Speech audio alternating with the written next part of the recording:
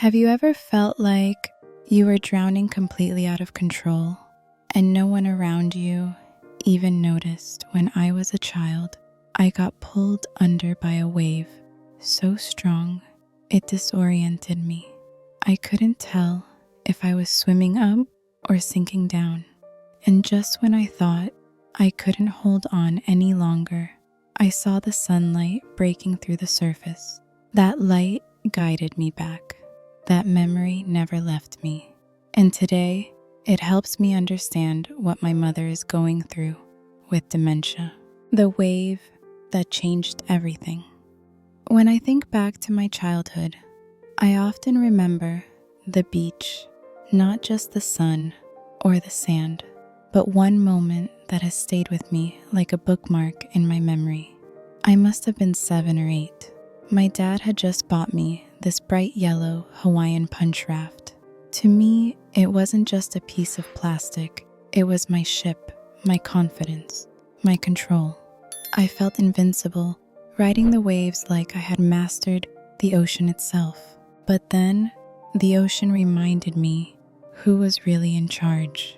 One moment, I was floating with ease. The next, a sudden wave came crashing down and pulled me under. It was bigger, stronger, and faster than anything I had felt before. I was tumbling in the water, arms flailing, unsure which way was up. The salt stung my eyes, and panic took over. I didn't know if I was swimming toward the surface or sinking deeper into the unknown.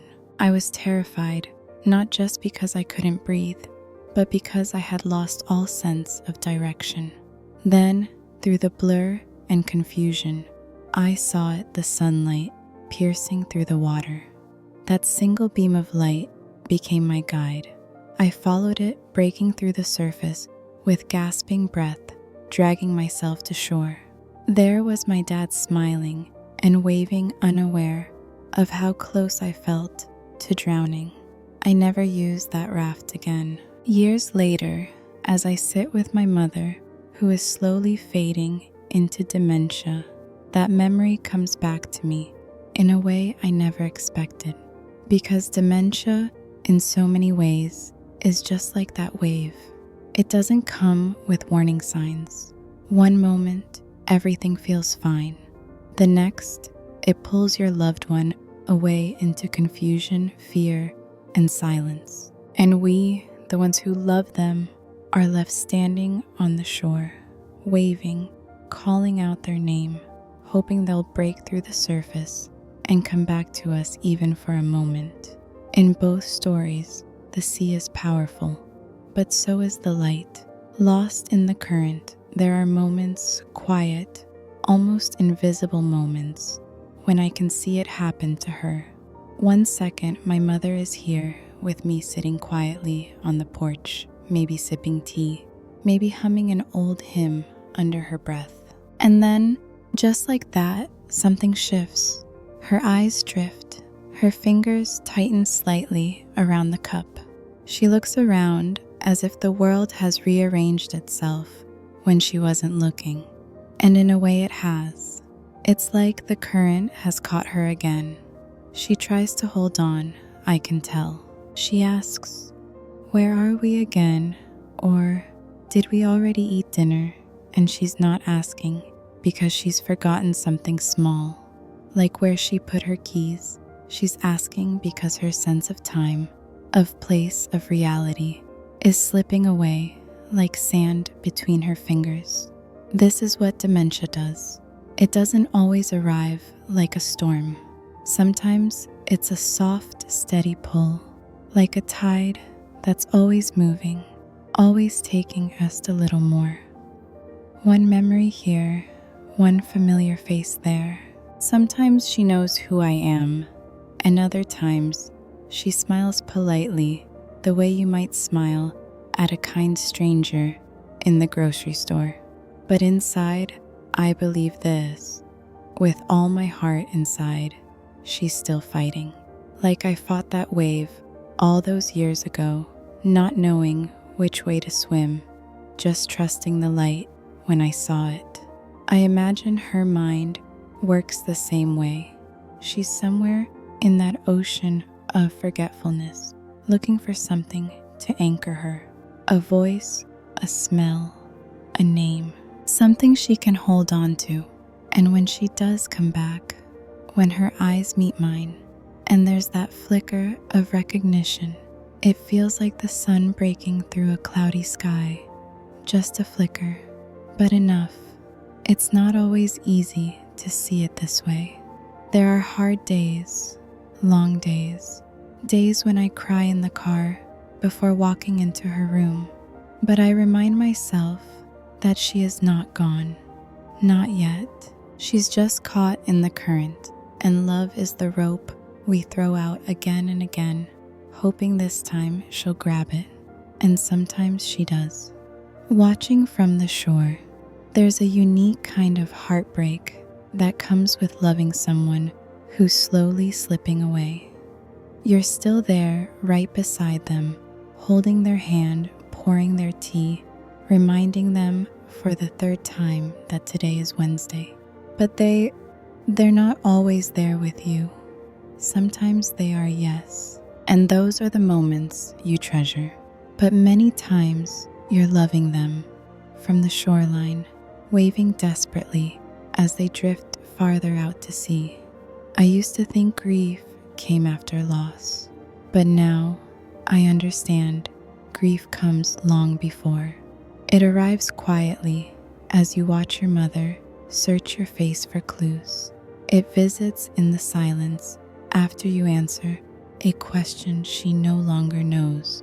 She's asked a dozen times. And it lingers in those moments when you realize that the woman who once braided your hair, who taught you to dance barefoot in the kitchen, no longer remembers the sound of your laugh. That's the grief of dementia, not a sudden storm, but a slow erosion.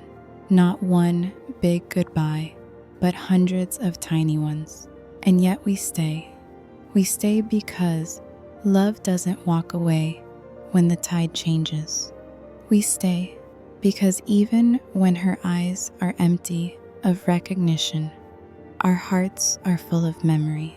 We stay because she stayed for us through fevers, breakups, broken bones, and teenage tempers. And now it's our turn to anchor her when the current gets rough. Some days I sit across from her and tell her stories she once told me, about the time she skipped school to ride horses, or how she and Dad used to slow dance in the living room when they thought we were asleep. I see her smile faintly, sometimes tear up. Maybe she remembers, maybe not. But I believe, deep in her soul, some part of her still feels it, still knows she is loved. Because while dementia may steal facts and names, it cannot steal presence. It cannot steal tenderness. It cannot steal the quiet strength of sitting beside someone, even when words fail. So here I am, still waving from the shore, still calling out her name, still hoping. And on the best days, just when I think the waves have taken her too far, she turns her head, looks at me, and says, "I'm glad you're here." And in that moment, so am I. The light beneath the surface, there are moments, brief, fleeting, precious, when the clouds part. You never know when they'll come. There's no pattern, no warning. But suddenly, in the middle of brushing her hair or helping her button a cardigan, something shifts. Her eyes sharpen, just a little. Her lips form a smile that feels familiar. She says your name not because you just told her, but because in that moment, miraculously, she remembers. It feels like the light beneath the surface, like the day I saw that thin beam of sunlight while tumbling underwater, gasping and lost. I didn't know how long I'd been under, but the light gave me direction. It gave me hope, and I swam toward it, clinging to the promise of air of life. That's how these moments feel now, When Mom reaches for my hand and squeezes it with intention. When she hums a lullaby she used to sing to me at bedtime. When she tells me, just barely, I love you. It's not always clear. It's not always perfect. Sometimes it's a word, sometimes just a sound. But when you've been living in the shadows, even the faintest glimmer of light can fill your soul. I remember one day last fall. The leaves were changing, and I wheeled her outside to feel the breeze. She closed her eyes, tilted her face to the sun, and said softly, "This is the season Dad loved most." I froze. It had been months since she'd spoken of him. For a moment, it was like we were both back in that warm October afternoon from years ago, sitting on the porch with Dad reading the newspaper and her humming along to Patsy Cline. That light, it didn't last long. Within minutes, she was asking me if I was the nurse. But it didn't matter. That flicker was enough to keep me going. It reminded me she was still in there, beneath the fog, beneath the waves. Love has a way of piercing through the surface. It finds its way into the deep places where memory falters, but emotion remains. And in those quiet breakthroughs, I see her not as she is now, but as she has always been. My mother, my light, little moments, big meanings. Sometimes we look for miracles in the wrong places. We expect fireworks, grand gestures, full conversations, crystal clear memories rising from the fog. But with dementia, the miracles are smaller, quieter. You have to lean in to see them. Like the time Mom reached out and smoothed my hair behind my ear. She didn't say anything, just that simple, familiar touch. The same way she used to do when I was a little girl getting ready for school. That one gesture, it cracked something open in me. It reminded me she still knew how to love, even when she didn't remember why. Or the day she laughed. It had been a hard morning. She was confused, agitated, unsure of where she was. I tried to redirect her with old family photos. Nothing seemed to connect until I found a picture of her in her 20s, wearing this ridiculous polka dot hat we used to tease her about. I said, "You always had the best fashion sense, Mom." And for a second, she smiled. Then, to my surprise, she laughed a soft, unfiltered giggle, like music in a silent room. I laughed too, tears streaming down my cheeks. Not because the hat was funny, but because I hadn't heard her laugh like that in so long.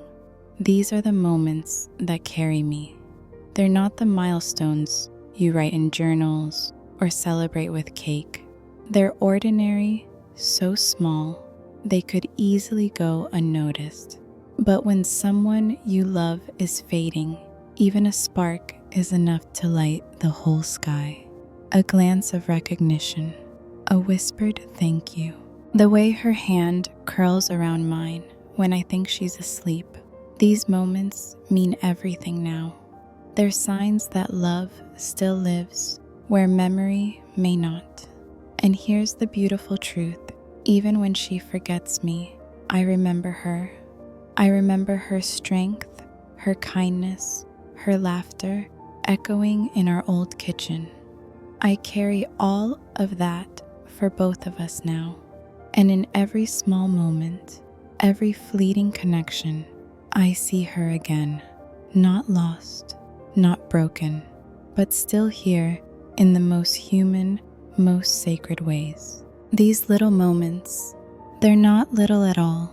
They are the heartbeat of our journey, and I wouldn't trade a single one. Stories from the Raft. No one tells you how lonely it can feel, caring for someone you love as they slip away piece by piece. But then something beautiful happens. You look beside you and you realize you're not on this journey alone. For me, it's my sisters. We are three women, different in so many ways, yet tied together by something stronger than blood.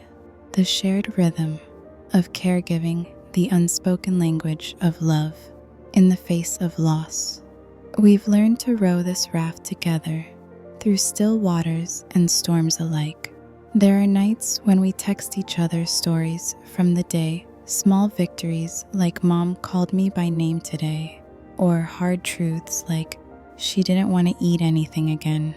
There are tears, there are late night phone calls, but there is also laughter, and more often than you might think. I remember one evening when we were all sitting in the living room. Mom was dozing off in her chair, the fire crackling nearby. One of us started mimicking Mom's old habit of clapping her hands when a good song came on the radio, something she hadn't done in years. We all burst out laughing, and for a split second, Mom opened her eyes and smiled. Maybe it was the sound, maybe the joy stirred something in her, but we felt it connection through laughter. These shared moments hold us together. We take turns. We fill in for each other. When one of us is tired, the others step in. When one of us feels like we're failing, the others remind us that just showing up, just loving her, that's enough. We've learned to carry the weight as a team. Not perfectly, not always with grace, but with love. This raft we're on, it isn't easy. Some days the waves feel relentless. But when I look to my left and right and see my sisters rowing beside me, I'm reminded that we're stronger together. And I think Mom feels that too. Even if she can't say it, even if she doesn't fully understand it anymore, I believe she feels surrounded by love, not just from us, but between us. We are her raft, and in many ways, she's still ours too. From despair to connection, there were days, still are, when it feels like the silence is winning. Days when Mom won't speak, when her eyes are glazed over, when nothing I say or do seems to reach her. I sit there, holding her hand, wondering if I've lost her completely. The ache of that helplessness is deep.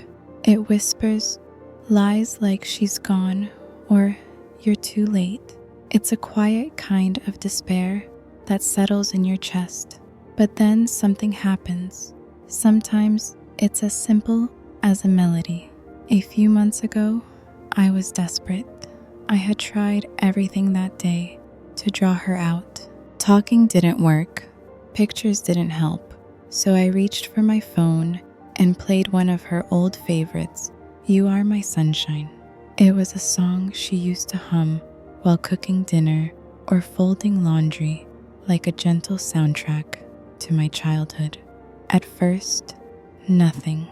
Then, her lips moved, barely. Then she started humming, quiet but steady. I froze, afraid even a breath would break the moment. She looked up at me, her eyes clearer than they had been all day, and said, You used to sing that when you were scared of thunderstorms. Tears filled my eyes. She remembered. Just a tiny piece, but it was ours. That's when I realized emotion outlasts memory. Science supports it too. The parts of the brain tied to music and emotion are often preserved longer, even in the later stages of dementia. That means love through music, scent, rhythm, and touch can still make its way through the fog. It doesn't always look like connection, but it feels like it. Now music is part of our routine. I play her wedding song when she's anxious. Sometimes old gospel hymns when the day feels heavy. On rare days, she sings along. Other days, she just closes her eyes and smiles. In those moments, I don't need her to remember everything. I just need her to feel something real, and she does. Connection isn't always a full conversation. Sometimes it's one note, one lyric, one tear, but it's real. It matters. Because even when the mind forgets, the heart still knows how to find its way home. The unexpected strength of memory triggers. Sometimes it's not the things we say, but the things we don't even notice that bring her back. A scent, a texture, a familiar song drifting through the room. These are the silent messengers of memory, and more than once, they've helped me find her in the fog. One afternoon, I was helping clean out a drawer in Mom's old dresser when I found a small, half-used bottle of perfume, her favorite from years ago. It was dusty, the label barely readable, but the moment I uncapped it, the fragrance hit me like a wave, sweet, warm, and unmistakably her. I hadn't smelled it in decades yet. It transported me instantly to childhood mornings, watching her get ready for church, dabbing a bit behind each ear. I sprayed a little into the air without thinking, and as the scent lingered, I noticed something. She lifted her head, her eyes widened just a touch. She sniffed the air like she was following something invisible, something familiar. Then, in the softest voice, she whispered, "Charles loved that scent. Charles, my father." She hadn't said his name in months. It was like opening a door we didn't even know was still there. That moment taught me something profound. The mind forgets facts, but it remembers feelings, and those feelings are often tied to the senses. Now we've started keeping little memory triggers close by. A soft flannel shirt she always wore in winter, a well-worn recipe card in her handwriting, a familiar song, a favorite lipstick, even the cool breeze of an open window. Sometimes they stir nothing, but other times they spark recognition. They stir warmth, and more than anything, they bring comfort to her and to us. It reminds me that love lives not just in memories, but in the echoes of them, in the smell of vanilla, the sound of an old movie theme, the touch of worn cotton. These small things, they are sacred now. So if you're walking this same road, don't overlook the little things. They may be the bridge between your loved one and a world they no longer know how to reach. They may not remember the name of the perfume, but they'll remember how it made them feel. And sometimes feeling is everything. Daily grace. There was a time when I measured life in milestones, birthdays, holidays, anniversaries, big moments with pictures and cake, and people gathered around. But dementia has taught me something different. Now I measure life in moments so small they might go unnoticed by anyone else. A steady breath, a quiet smile, a single sentence spoken clearly. These are no longer ordinary, they are grace. Every morning, when I walk into Mom's room, I no longer hope for miracles. I hope for peace. I hope she slept well. I hope today won't be too confusing, too frightening for her. And if she greets me with a soft, "Good morning," it feels like a gift. Some days are hard, really hard. There are days when she refuses to eat, when she's angry, agitated, afraid of shadows I can't see. On those days, grace looks like patience I didn't know I had. Like being able to say, "It's okay, Mom. I'm here even when my heart is aching." But there are also days, quiet, beautiful days, when the sun streams through the window and she seems at peace. We sit together in silence. I read aloud from a book she used to love. I bring her a warm cup of tea, and she holds it like something sacred. We don't need to talk. The stillness is enough. That is grace. We've learned to stop chasing the past and simply hold space for the now. And in doing that, we find moments of beauty that don't ask for attention. They're just there, like the gentle sway of a tree outside, like the way her hand fits in mine, just like when I was a child. There is something deeply spiritual about this kind of presence. It strips away all the noise and leaves only what matters: kindness, gentleness, connection. And through it all, I've come to believe that grace isn't found in perfect days. It's found in honest ones, in being willing to show up even when it's messy, even when it's hard, especially then. So we go on one moment at a time. And if today all we share is a laugh over nothing, or a quiet hour of peace, or the sound of her whispering thank you just before she sleeps, then today was enough. Because in this life, sometimes the smallest things carry the deepest grace. We're still here. There's a moment at the end of the day, after the sun has slipped behind the trees, after dinner is done and her eyes grow heavy, when the house falls quiet. That's when it all catches up with me. The tiredness, the grief, the tenderness, the sacred weight of loving someone through this kind of goodbye. But then I look at her, bundled in her favorite blanket, a soft hum escaping her lips, and I remind myself we're still here. She may not remember the name of the street we lived on when I was 5. She may not recall how she used to sing while folding laundry, or how we dance in the living room to the sound of the old record player. But I remember. I carry all those memories for her now. And in doing so, I realize that love is never truly lost. It may shift, it may change shape, but it doesn't vanish. Love is in the way I tuck her in and kiss her forehead. It's in the way I answer the same question a dozen times, with patience, not frustration. It's in every photo on the wall, every spoonful of soup, every story I tell her, even when I know she won't remember it.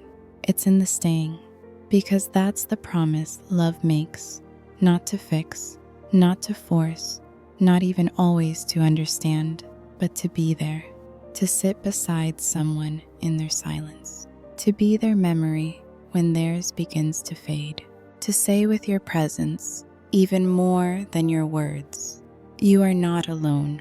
So to anyone walking this road, sitting at the bedside, holding the hand, whispering the name again and again, I see you, I honor you, I walk with you, and I promise you this even when it feels like they're gone, even when the fog is thick and the silence deep, something beautiful remains.